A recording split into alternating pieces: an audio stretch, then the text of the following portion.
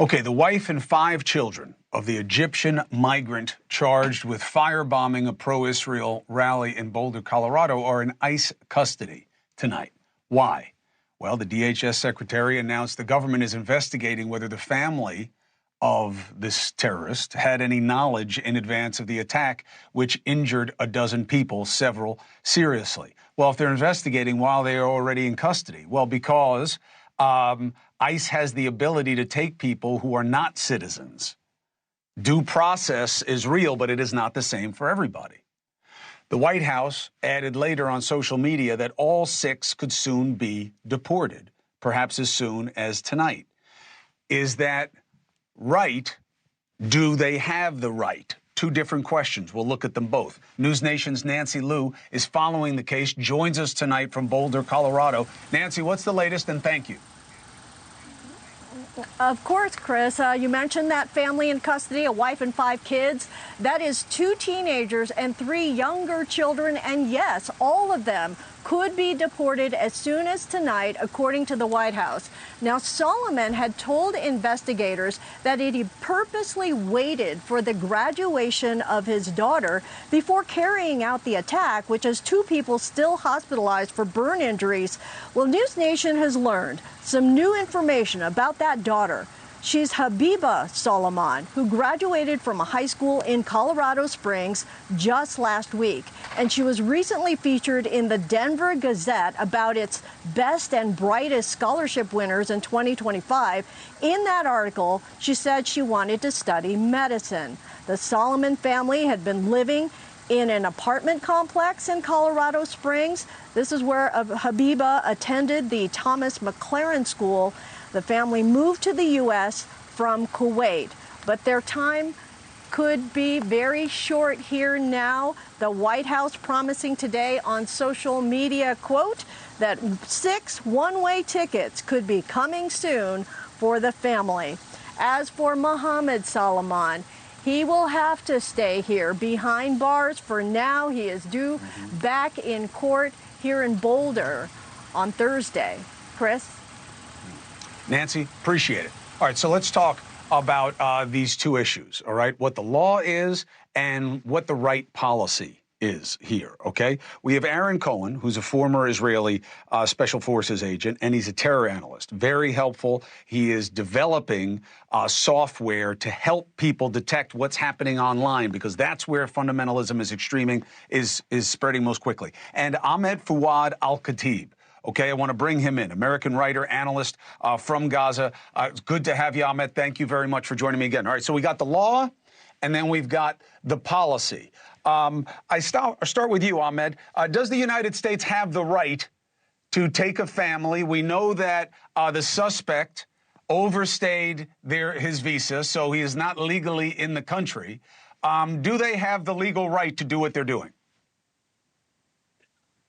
Well, let me start by just expressing my sympathies to the victims and sending them well wishes for a speedy recovery, and expressing outrage for this heinous crime by this individual, as I have on repeated occasions. I think, unfortunately, this may be a case of a rushed and a reactive response to kind of give the impression that we're doing something about these radical elements within our society. I very much so believe that the United States, especially toward non-citizens, ultimately has the legal discretion to decide who gets to stay and who gets to leave. And I want to be open and transparent myself. I first came to the United States on an F1 student visa, and then I ultimately applied for and received political asylum. The very day of my asylum interview was when Hamas took over the Gaza Strip, but that's a separate matter. My point is, I wonder if there is a rush to get this family out, and in so doing, there might be just kind of a lack of empathy for the ordeal that they're going through, assuming that they had no foreknowledge or prior knowledge of what this man was about to do. Well, that's the question. And B, that their life is going to be turned upside down. They haven't been in Egypt, it sounds like, for many years. Kuwait isn't going to take them back. They're going back likely to Egypt, which is likely their passport of origin. And they probably have no remaining roots there. Maybe they have some family members there.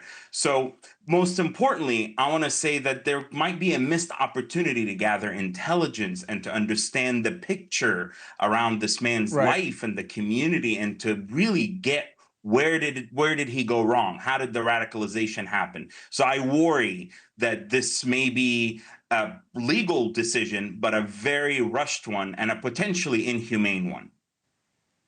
So, Aaron, I mean, look, you can't have it both ways. If you're able to develop intelligence from this people, it means that they knew things about his radicalization. And to me, he seems very familiar, not just because he overstayed his visa, but this is your typical lone wolf, radicalized by proxy.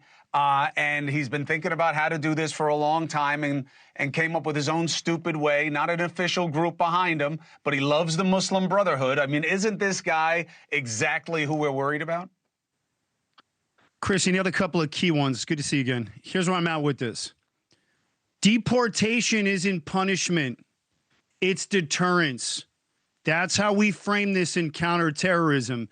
And what's happening with Soliman's family, this isn't revenge what the United States is doing, what DHS is doing. This isn't some like political theater. This is deterrence. And this is how a country reasserts control, Chris, after letting the enemy walk in through the front door, which is now the internet, the algorithm, as you mentioned.